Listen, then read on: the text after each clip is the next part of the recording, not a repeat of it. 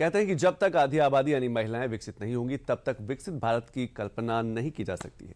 इसी सपने को साकार करने के लिए राज्य सरकार और केंद्र सरकार मिलकर काम कर रही है और उसी का परिणाम है कि अमेठी की एक महिला ने अपना खुद का काम शुरू कर लखपति दीदी का खिताब हासिल किया है। रिपोर्ट देख लेते हैं।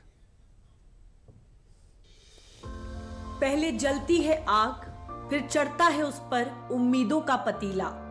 पतीले में हल्की आंच पर पकता है हौसलों का हासिल। मध्यम आंच पर तपते हैं कोशिशों के कुंदन। चूल्हे की गर्मी में पग परवान चढ़ती है, जिंदगी आत्मनिर्भर बनती है। ये अमेठी के लालन टोला की संगीता देवी हैं, जो आज पूरे यूपी में आत्मनिर्भरता का चेहरा बन चुकी हैं। लेकिन संगीता देवी की सफलता की चमक उनका असली हासिल नहीं है। यहाँ तक पहुँचने के लिए जो अंधेरे पथरीले रास्ते उन्होंने तय किए हैं, असली मिसाल वो है।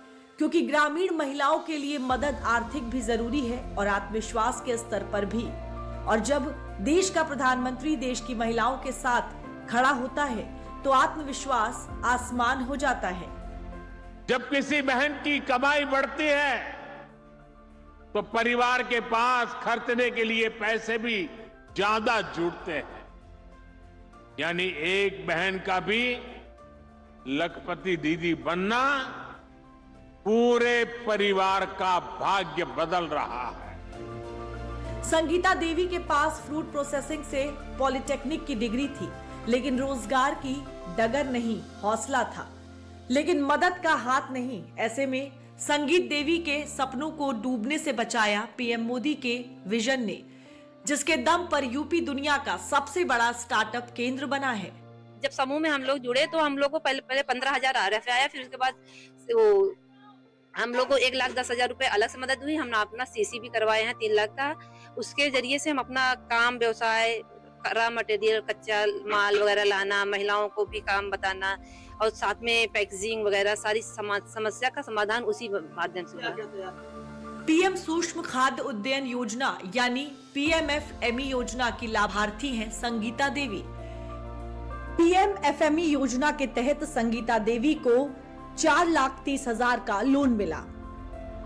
संगीता देवी ने 2017 में गांव की 10 महिलाओं के साथ सेल्फ हेल्प ग्रुप शुरू किया। सर आर्थिक दिक्कत तो थी ही थोड़ा बहुत की, क्योंकि अब अपने पे अपना पैसा रहता है तो चाहे जहाँ खर्चा करो, किसी से लोन लेकर करो तो पूछते हैं कि क्या कर, किस लिए करोगी खर्चा, किस लिए क्या करोगी। समूह में रहना तो 100 रुपए बचत की हम लोग को 1,000 रुपए हो गया, और नहीं तो एक महिला के लिए 100 रुपए ही रहता था। तो जब इकट्ठा हो गया तो 10 महिलाएं 1,000 रुपए की इकट्ठा की तो 10,000 रुपए, 10,000 से हम अपना माल, रॉ मटेरियल लाकर कच्चा माल सब कुछ कर सकते हैं।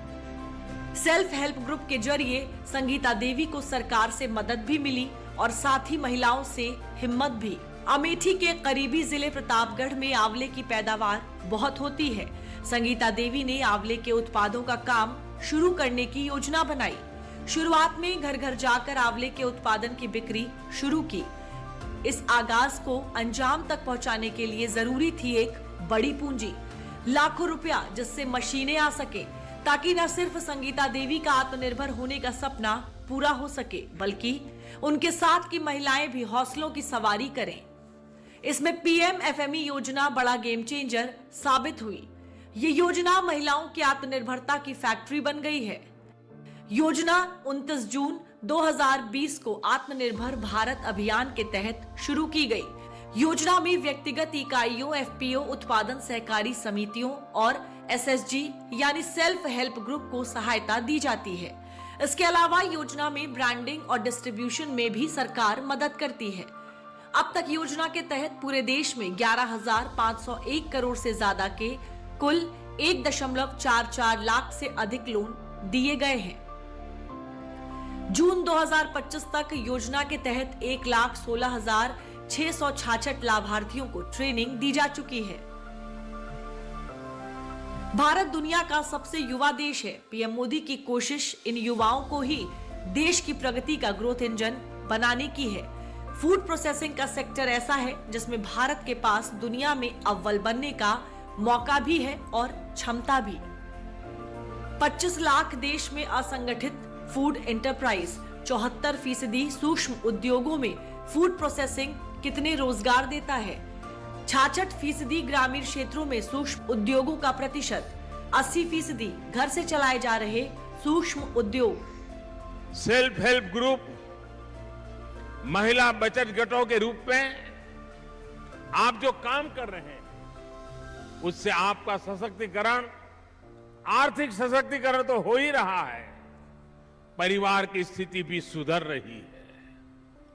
जब परिवार आर्थिक रूप से सशक्त होता है तो देश की ताकत अपने आप बढ़ती है। पीएम मोदी की इस योजना ने संगीता देवी के हौसलों को कम होने नहीं दिया और साथ ही ये आत्मविश्वास भी दिया कि उनका ये काम न सिर्फ ग्रामीण अर्थव्यवस्था को मजबूत कर रहा है बल्कि देश निर्माण में महिलाओं के सशक्तिकरण का भी। तो देखा आपने कि केंद्र की योजनाओं और योगी सरकार के प्रयासों से कैसे यूपी तरक्की के नए आयाम छू रहा है और एक और विरासत को यूपी सजो रहा है, तो वहीं विकास को नए सिरे से गढ़ भी रहा है। अब वो समय दूर नहीं जब यूपी अपने $1 ट्रिलियन इकोनॉमी के लक्ष्य को जल्दी हासिल कर लेगा और हम यूपी के इसी विकास को आप तक पहुंचाने का एक जरिया बन रहे हैं। तो अभी के लिए बस इतना ही, मिलते हैं अगले शनिवार यूपी के विकास की नई कहानियों के साथ। तब तक के लिए नमस्कार।